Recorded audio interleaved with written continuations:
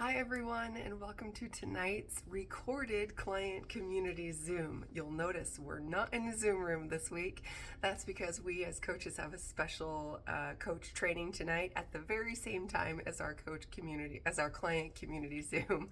But don't worry, we will be back next week, same time, same place, ready to be live and in person with you. So thank you for watching this video. We are glad you're here. If you're watching, whenever you're watching, live or later or next week or in 2024, leave us a comment. Put a comment down at the bottom. Let us know where you're from, how long you've been doing program, who your coach is, your favorite color, really anything you'd like us to know. The more comments we get on any given post or video in our groups, the more people in the group actually see them in their feed. So Facebook thinks they're going to work us, but we're going to work Facebook. All right, you guys, tonight we are focusing on pages 90 to 101 in Dr. A's Habits of Health. Have you been reading along? Every other week, we are covering a section in the Habits of Health book, and it is amazing. Again, I've been a coach for 9 years. I can't believe that. And I have read this book many, many times. And yet every time I read it, I learn something new. I notice something I never noticed before. Something hits me in a different way. And I just really, really appreciate this book. So if you don't have it, run and get yourself one. You can add it to your Optavia order, or you can buy one at Amazon or half.com or eBay. Wherever you can find this book, and definitely get started reading it. There is so much gold. Okay, tonight we're talking about section 1.4, which is health is all about choice. Now in this section there are two transformation spotlights, and I actually want to read them to you because they're fantastic and because I have met both of these people in person. So that's kind of fun to say. The first one is Terry Miller. I've actually been to her house in Oregon, and she is a true story. She has a true story of transformation. So listen to this one. I was introduced to the Habits of Health just before I turned 40. I had tried a multitude of different types of programs to lose weight. I'm pretty hypoglycemic, so every time I tried something, I didn't feel well. It was pretty devastating when I wasn't successful, and I would beat myself up for failing and then use food to soothe myself. Ooh, I've been there before. Have you? The reason that utilizing this program with the Habits of Health worked is because I was able to learn reasons why I was choosing food to solve things. Stop, challenge, choose was my favorite because it gave me the ability to be in control of my choices and empower myself. Even if I didn't necessarily make a good choice, I knew it was a choice I had made. I was trying to get off some medications and lose weight. I started to actually envision what I was moving towards, and it was very interesting. It gave me a whole new sense of energy. I realized I could sleep better. I could go on vacation with my teenage boys and actually be engaged with them, swimming and feeling comfortable publicly with them. I even forgot where I had come from. It was more about what I wanted to create. Love that. Part of her story is sharing that she learned to stop looking back and started looking forward. And then I also love that she talks about how she realized stop, challenge, choose wasn't about always making the right choice. Sometimes there's more than one good choice, but whatever choice she made, she learned to understand and accept that it was her choice. That is actually exactly what we're going to be talking about tonight. Fundamental choice, primary choices, and secondary choices. But first, let me read to you a little bit about our friend Doug Wood. You may know Doug Wood if you've been in the Optavia community for a little while, and actually he and his wife Tia recently, I think it was this last spring, did a fitness competition, and he doesn't even look anything like this anymore. He's had another level up in his health to optimal health. Here's what Doug says. I was not born in a healthy household. I thought the only way to lose the weight was through exercise. The problem was that it wasn't working. Even though I was gaining muscle, my waistline seemed to be growing and the frustration began to build. After trying countless diets, I reached a point to where I thought I was cursed. I was just always going to have fat genes and nothing was ever going to change. Side note, I have felt like that many times in my life. One of the micro habits that has been so important to me was healthy motion and exercise. I thought that health meant I needed to be skinny, but it's actually building health and fitness, and that has been the biggest difference that the habits of health have made to my life. One of the key things that has helped me thrive in my health over the last 8 years is being a part of a healthy community and really changing my surroundings. Something the habits of health taught me was really to reintroduce a whole new set of habits, which can sometimes include our peer group and the places that we go. I knew if I wanted to stay healthy, I needed to be around people who value their health as well. So a couple of other excellent tips. Number one, he at first thought that health meant he needed to be skinny. Okay, number one, what is skinny anyway? It's different for different people. And also I've seen some shirts lately. I should make one actually that says healthy is the new skinny, or strong is the new skinny. And that is absolutely true. It's really not what our bodies look like. It is about how we feel and how we're able to use the gift that is our bodies. He also talks about how part of his transformation, part of the real permanent lasting changes that he made, was that he had to introduce a whole new set of habits and also clean up where he was spending his time and who he was spending his time with. I needed to be around people who value their health as well. You've probably heard this many times before, but literally, study after study has proven that we become like the 5 people we spend the most time with. So think about the 5 people you're spending the most time with, and if you want to be like those people, awesome, you are spending time with the right people. If, however, you look around the 5 people you are spending the most time with, and they're not exactly what you would like to be like, they're not the type of people that you want to emulate. I'm not saying go dump a friend here. I'm just saying think about where and with whom you're spending your time, because that can really make a difference for long-lasting health changes. Okay, let's get into section 1.4 in the book. Okay, it is about choice, fundamental choice. A couple of really important things that Dr. A. Number one, the idea of fundamental choice comes from Dr. A's good friend and mentor. He talks about him all the time. Robert Fritz is his name. He has some books. He has lots of things that he has a body of work. So if you are interested in a deep dive into this information, go and search Robert Fritz. Okay? So fundamental choice is what defines our state of being. It's where we stand. It's our choice to be free and healthy. It's what we're willing to fight for. Have you thought about that? What are you really willing to fight for in your life?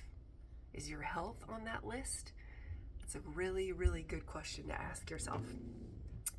So here is what Dr. A and Robert Fritz say. Sorry, the neighbors are taking out their garbage, so of course the dogs are barking. But we're just going to keep going. Here's what the neighbors say about... Not the neighbors. Here's what Dr. Anderson and Robert Fritz say about fundamental choice. Once you make the choice to be healthy, you've made it your business to act in accordance with your goal. You're taking full responsibility for your actions rather than letting circumstances drive your decisions. You become the author of your own life story. This is the whole idea behind the Life Book. So, if you didn't know, I bet you do. There's a companion book that goes along with the Habits of Health. It's called The Life Book, and it is fantastic. This is where you will do the personal work. This is where you will write your story. This is where you will decide what that fundamental choice is that you want to make and how you want to improve your health. One of the most important aspects of fundamental choice is that you have to accept that no one can do it for you. You may have noticed the little pause right there. I had to go and lay down the law with the doggies. So hopefully they'll be quiet now.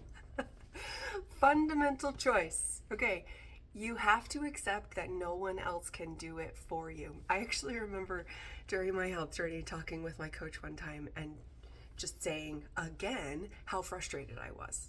How frustrated I was that I couldn't do it, that I couldn't stay on plan, that I kept going off plan, that every little thing was taking me here and there and everywhere.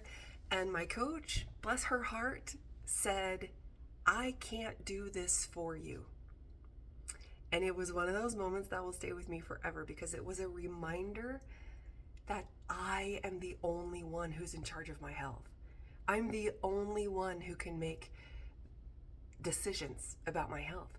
I'm the only one who can make decisions about what I eat, what I don't eat, what I do, what I don't do. And when you take radical responsibility for that, it can change things. All right, so fundamental choice is important because most of us have been raised to react to circumstance. Isn't that the truth? Like, say for example, you wake up in the morning and it's gloomy and raining and freezing. A lot of us have been conditioned or have learned throughout our lives to be like, oh, today's gonna suck. It's raining, it's cold, it's gonna be crappy. I've actually been listening a lot to the scrolls, which are from this book, The Greatest Salesman in the World. And what scroll is it? Scroll 5? I can't remember, don't quote me. But in one of the scrolls, oh no, it's scroll 6. It's about mastering your emotions. And it talks about how the trees and the flowers are subject to the weather. They have no choice in the matter. They may live or die depending on what happens with the weather. We, however, as human beings, in the scroll it says, I carry my own weather with me.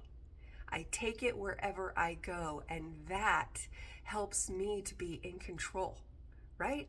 What if you could take your own weather everywhere you went? You can, actually, because of fundamental choice, because we have the power to make choices and then to follow up those choices with action. It's pretty awesome. So definitely read this section about fundamental choice. Dr. Anderson also talks about primary choices and secondary choices. There's a really cool little table on, let's see if I can find the page. Page 100, actually. Let me show it to you. Little table right here with some arrows, okay? Now what this is referring to is this is the choice, the fundamental choice, okay? So if you've made a fundamental choice for optimal health, it means you've got primary choices, which are the foundation macro habits of health, right? You're on program or in your weight loss phase right now. Those macro habits are things like getting your 5 fuelings, drinking your water every day, doing those big things that are going to build the foundation for lasting health. And then there's lots of different secondary choices.